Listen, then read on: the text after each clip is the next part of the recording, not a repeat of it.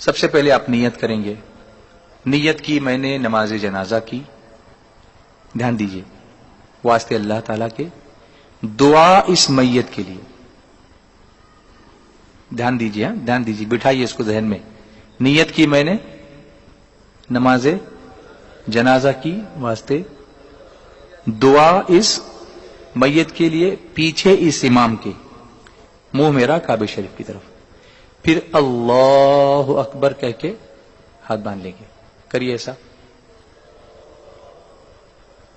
اب کیا پڑھیں گے؟ نماز جب ہم پڑھتے ہیں تو کیا پڑھتے ہیں؟ ثنا. پڑھیے ثنا.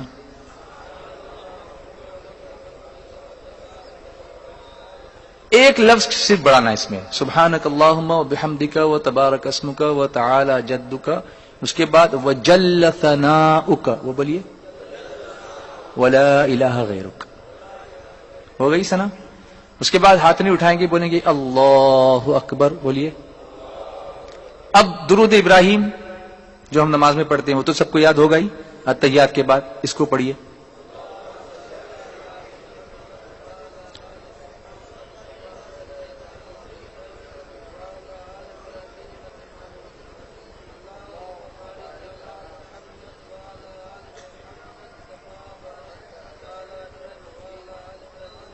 انکا حمید مجید. ہو گیا. تو پہلی تکبیر کے بعد کیا پڑھی؟ ثنا. اس میں کون سا لفظ ملایا؟ وجل ثناؤک.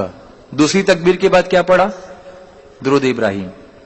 تیسری تکبیر بولیے اللہ اکبر. اب نماز جنازہ کی دعا پڑھنی ہے.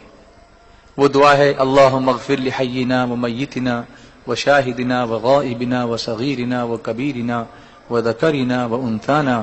اللہم من احییتہ منا فاحیہ علی الاسلام ومن توفیتہ منا فتوفہ علی الایمان.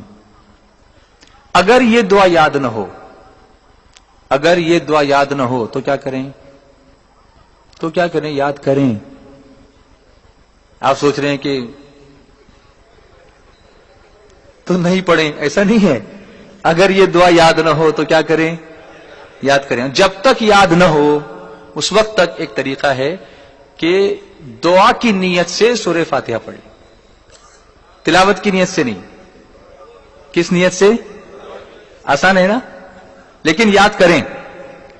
دعا کی نیت سے کیا پڑھیں گے؟ یہاں پر سورہ فاتحہ پڑھیں گے. پھر کہیں گے چوتھی تکبیر, بولیے اللہ اکبر. اب اس کے بعد کچھ پڑھنا نہیں ہے. اس کے بعد ہاتھ کھول دیں. السلام علیکم ورحمۃ اللہ, السلام علیکم ورحمۃ اللہ. مشکل ہے؟ کبھی اپنے بچے سے پوچھا آپ نے؟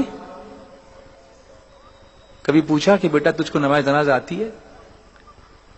میرے مرنے کے بعد پڑھ سکے گا کہ نہیں پڑھ سکے گا؟ آخرت کی کچھ فکر کر رہے ہو کہ نہیں؟